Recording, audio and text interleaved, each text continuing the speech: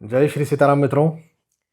वार्षिक राशिफल के बारे में बात कर रहे हैं, ईयरली हॉरोस्कोप के बारे में बात कर रहे हैं, वर्ष 2026 के बारे में बात कर रहे हैं। और यदि आपकी राशि मकर है तो आपके बारे में बात कर रहे हैं।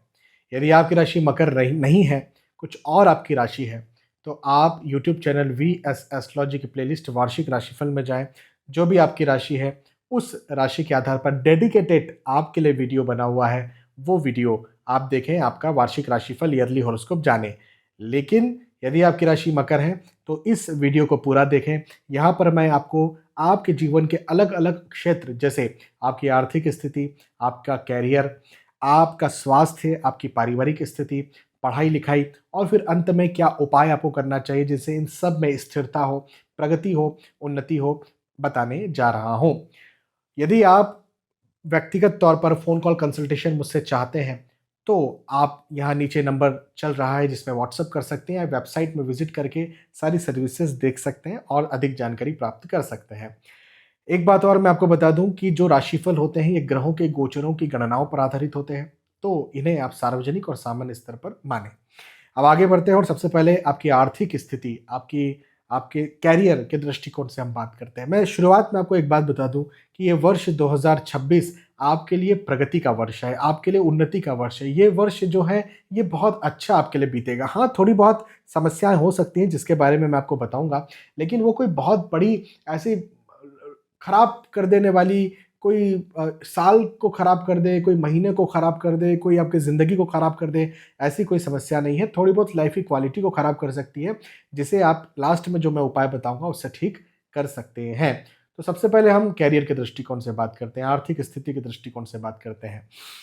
जैसे मैंने बताया कि भाई सफलता का वर्ष है, तो ये वर्ष आपके विकास का है। कैरियर में तो विशेष सफलता मिलेगी। वहीं पर मार्च, अप्रैल, मई का ये जो समय है, इसमें यदि आप जॉब लगना चाहते हैं, जॉब में स्विच करना चाहते हैं, या फिर आप इंक्रीमेंट प्रमोशन चाहते हैं, या अपने बिजनेस को कुछ एक्सपांड करना चाहते हैं, नया बिजनेस शुरू करना चाहते हैं, ऑब्वियसली क्लाइंट्स कस्टमर्स को ज़्यादा अट्रैक्ट करना चाहते हैं कुछ नई मार्केटिंग ट्रिक्स से, तो इस बीच में इन 1, 2, 3 महीनों में आप कर सकते हैं। ये महीने आपके लिए बहुत अच्छे हैं। और इसके बाद जो है, जैसे अप्रैल, मई, विशेष तौर पर ये महीने बहुत अच्छे हैं। इसके बाद में आपका जो वर्ष रहेगा वो इन प्रोग्रेस की वजह से एक अच्छी ऊंचाइयों को देखता हुआ आगे बढ़ेगा।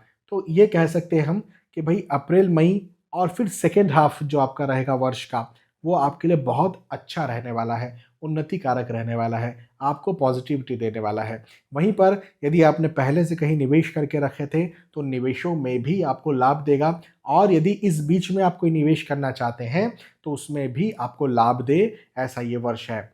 लेकिन यदि हम शुरुआती तौर पर बात करें, जैसे जनवरी की, फरवरी की, मार्च की, तो इसमें हो सकता है कि आपके कुछ प्रयास असफल हों, जैसे नौकरी लगना, इंक्रीमेंट, अप्रेजल, प्रमोशन के लिए ट्राई करना, क्लाइंट्स कस्टमर्स को अट्रैक्ट करना, कोई मार्केटिंग ट्रिक्स या उनमें पैसा आपने लगाया तो उसका लॉस होना, जैसी स्थिति शुरुआती वर्ष में आपको देखने को मिल सकती है। लेकिन फिर वही बात मैं कहूँगा कि मार्च, अप्रैल और फिर उसके बाद का जो पीरियड है वो आपके लिए कंपेरेबली बेहतर होगा।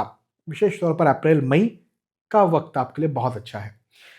अच्छा, इसके बाद में मैं ये कहूँगा कि वर्ष के आखिर के समय में, जैसे दिसंबर का जो समय है और वर्ष के शुरुआती समय में जो जनवरी और फरवरी का समय है, इसमें रिस्की इन्वेस्टमेंट्स करने से बचें, क्योंकि इसमें आपको लॉस हो सकता है। किसी को पैसा उधार नहीं देना है, लॉस हो सकता है। लोन नहीं लेना है, आप परेशानी में आ सकते हैं, उसकी वजह से चिंता में रह सकते हैं। तो बस इस बात का आप ध्यान रखें। अन्यथा कोई यदि डिस्प्यूट चल रहा था प्रॉपर्टी को लेकर के, तो ये जो मार्च, अप्रैल, मई, जून, जुलाई ये जो पीरियड है, फिर उसके बाद का जो पीरियड है, ये आपको उसमें सफलता दिलवा देगा। आपकी प्रॉपर्टी या आपकी संपत्ति आपको वापस दिलवा देगा। तो ये इस दृष्टिकोण से बहुत अच्छी बात है। वहीं पर जब हम बात करते हैं आपकी आपके स्वास्थ्य की, तो देखो इन जनरल तो आपका स्वास्थ्य इस वर्ष अच्छा रहेगा, लेकिन फिर भी मानसिक अशांति हो सकती है। मानसिक अशांति कैसे? जैसे भाई देखो, क्या होता है ना, जब हम कहते हैं कि आपके कैरियर में उन्नति है ना, तो इसका मतलब ये भी तो होता है ना कि आपके ऊपर ज़िम्मेदारियाँ भी आएँगी। जब ज़िम्मेदारियाँ आती हैं तो आपके साथ पॉलिटिक्स भी होती है, बिल्कुल होती है। आपसे लोग जलते भी हैं, बिल्कुल जलते हैं। तो जब ऐसी स्थिति पैदा होती है तो निस्संदेह फिर कहीं न कहीं मानसिक तौर पर अशांति के योग भी बनते हुए नज़र आते हैं। तो इस बात का ज़रूर आप ध्यान रखें कि मानसिक शांति हो। कैसे शांति हो? मेडिटेशन करें, ध्यान करें, क्योंकि प्रैक्टिकली तो लाभ है, करियर में, धन में, पैसों में प्रैक्टिकली तो लाभ है, लेकिन फिर भी लोगों की वजह से या रिश्तों की वजह से आप परेशान हो सकते हैं। वहीं पर रिश्तों को भी यहाँ पर हम ऐड करते हैं, तो रिश्तों के दृष्टिकोण से, रिलेशनशिप के दृष्टिकोण से ये वर्ष का समय जो मई, जून का समय है, इसमें कहीं न कहीं आपको अशांति हो सकती है या मतभेद, आर्ग्यूमेंट्स ज़्यादा हो सकते हैं इस बीच में। यही वर्ष का यही समय मैंने आपको जो बताया, ये आपके धन, करियर, उन्नति का भी है, और यही समय जो है मैंने आपको बताया कि रिश्तों के दृष्टिकोण से, रिलेशनशिप के दृष्टिकोण से, पॉलिटिक्स हो आपके साथ, इस दृष्टिकोण से खराब भी है। तो कहीं न कहीं मानसिक तौर पर शांति भंग हो, ऐसा वक़्त दिखता है, लेकिन प्रैक्टिकली कोई नुकसान नहीं होगा। इसका ये मतलब नहीं है कि आपका आपका यदि हम पारिवारिक रिश्तों की बात करें तो रिश्ते खराब हो जाएँगे, ऐसी कोई बात नहीं है। लेकिन फिर भी थोड़ा बहुत मतभेद, आर्ग्यूमेंट्स हो सकता है।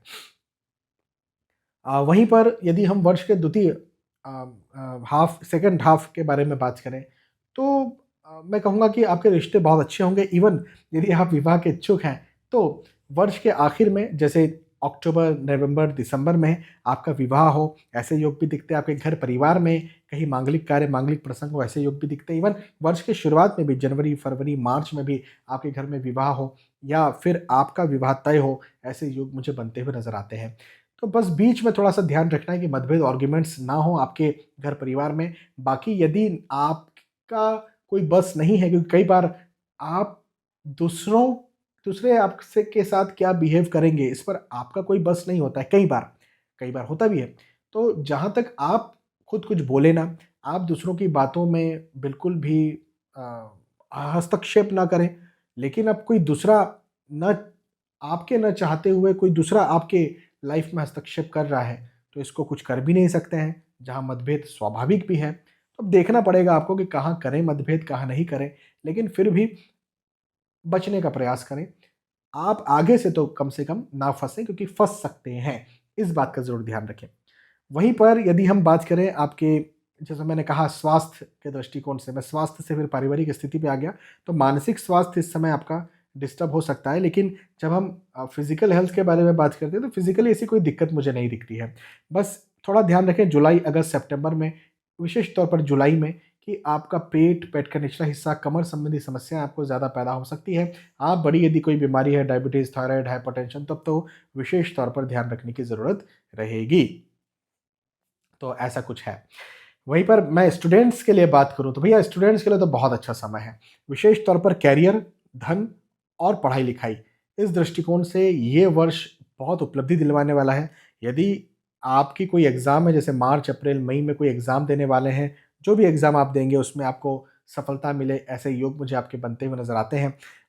और साथ ही साथ वर्ष के आखिर में भी, जैसे नवंबर, दिसंबर में भी कोई एग्ज़ाम है, तो उसमें भी सफलता आपको मिले। एज़ अ स्टूडेंट, हो सकता है कोई स्पेशल एग्ज़ाम आप नहीं दे रहे हों, लेकिन अपनी सामान्य प्रगति आप कर रहे हों, अपनी सामान्य पढ़ाई आप कर रहे हों, अपना सामान्य जीवन आप व्यतीत कर रहे हों, तो उसमें भी बहुत स्मूथ आपको देखने को मिलेगा।